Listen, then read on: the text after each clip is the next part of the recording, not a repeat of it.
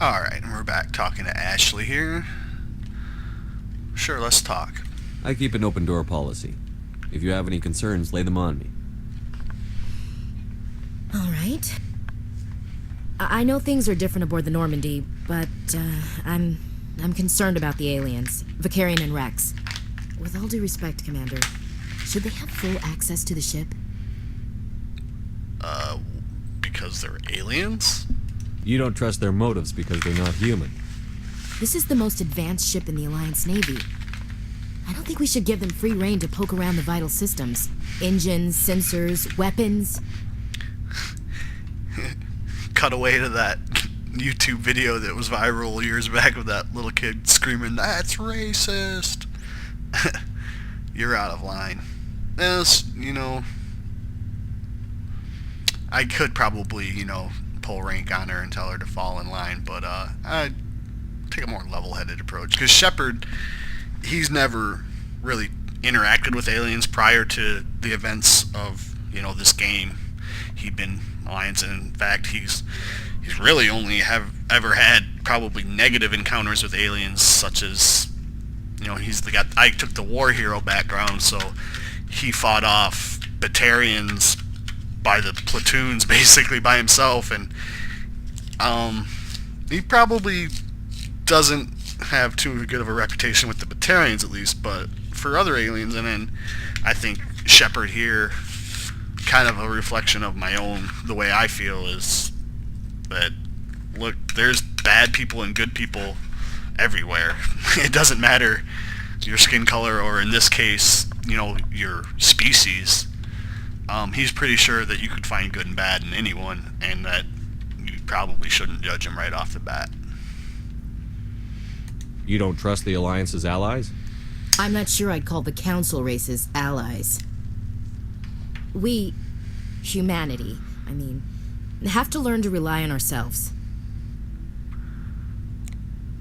How do you get from relying on ourselves to mistreating our allies? I don't mean we should mistreat them, Commander. I just think we should be prepared to go it without them. We are. As noble as the Council members seem now, if their backs are against the wall, they'll abandon us. See, but I think Shepard, he does believe that humanity could stand on their own if they had to, or they would die trying, but he also doesn't believe that you should throw away potential allies if you can help, and you can help each other. I don't see that as inevitable. Look, if you're fighting a bear and the only way for you to survive is to sick your dog on it and run, you'll do it. As much as you love your dog, it isn't human. It's not racism, not really. Members of their species will always be more important to them than humans are. Yeah, and like you just said, humans will always be more important to humans than other species are. On the whole, at least. You're going to stick with what's familiar, right? I think that's pretty much just the nature of any living organism, really. But, it's probably enough philosophy. Let's continue. These seem like deeply held beliefs, Williams. What made you think this way? My family's defended the Alliance since it was founded. My father, grandfather, great-grandmother, they all picked up a rifle and swore the oath of service. I guess we just tend to think of Earth's interests as our own. I come from a military family, too. My parents were both Navy. Anybody in your family we might know? Couldn't say, Commander. We probably have a lot in common. You join up to carry on the tradition?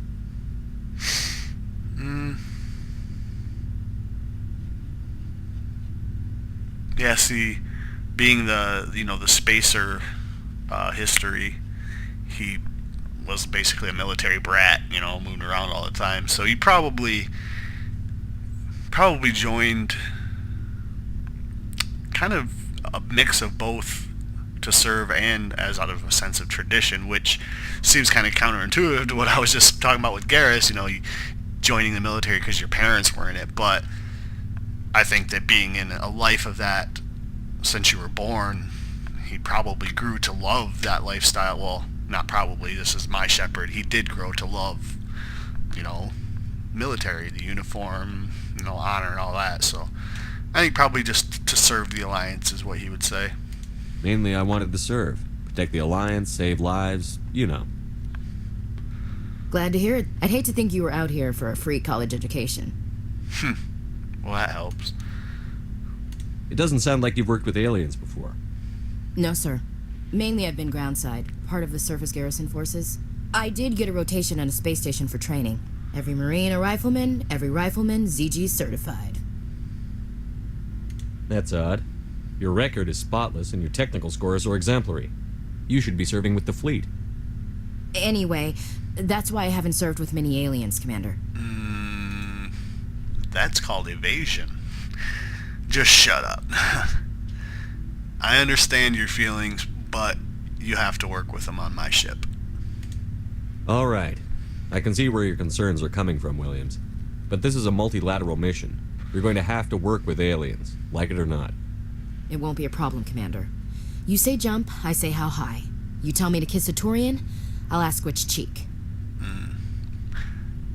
Yep, and there's, I think, probably the first opportunity we've had to, flirt with a crew member, maybe pursue a romantic relationship. But, Shepard's, he's aware of regulations against fraternization, and to be honest, he's just not interested, so good. I'm glad there won't be a problem. Anything else you need, Commander? What's your opinion on the last mission? Not sure I buy Dr. Tassoni's story about her and her mom not talking. They're family, right? That could be true, and Shepard's probably more than a little skeptical, but we'll keep an eye on her. And I'm not sure I believe it either. It's better to have her where we can see her. That makes sense. Too bad those ruins got destroyed. I mean, they lasted thousands of years. That's impressive. We'll talk later, Williams. Looking forward to it, sir. Yeah, because like I said, Shepard himself isn't really prejudiced against aliens, so it's not that against Liara, but, we know, or at least we seem to know, that Rex is here because he wants to take Saren down. Same with Garrus. And Tali, she's on her pilgrimage to prove that she's a valuable member to her society, and if she figured out that there's a big problem going on, she's kind of in for the ride. But with Liara, we went to her because we thought she might know something about her mother. She's the daughter of, like I said earlier, Saren's top lieutenant. So we're not too sure about Liara yet. She's a bit of a wild card here. We need to have a word with her, which we will do shortly.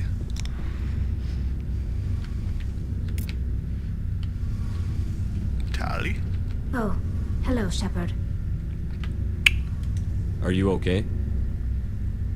I don't know.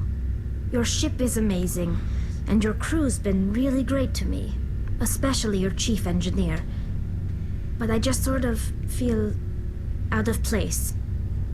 The Normandy runs so smooth it feels like we're not even moving, and the engines are so quiet. How do you sleep at night? The silence wakes you up? Back on the flotilla, the last thing you want to hear is silence. It means an engine's died or an air filter shut down. I guess you don't have to worry about that here. But old habits die hard. But it's more than just the silence. This ship feels so empty. It's like half the crew is missing.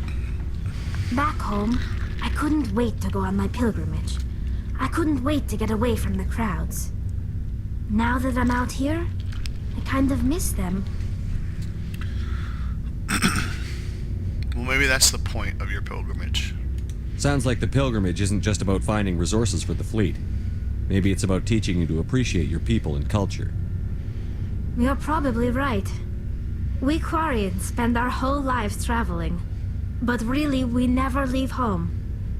The pilgrimage has given me a whole new perspective on our culture. There's always a few who go on their pilgrimages and never return. I always assumed something bad happened to them, but maybe they just wanted a different life. You do plan to return to the migrant fleet, right? I could never abandon my people, Shepard.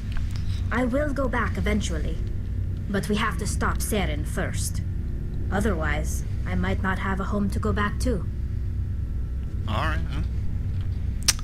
I should go. See you later. I definitely think that that's a big part of the Quarian pilgrimage. You know, you gotta, perspective really helps. I mean, I've traveled to a couple different countries. I mean, I live in America, but you know, I've been to Canada, I've been to Mexico.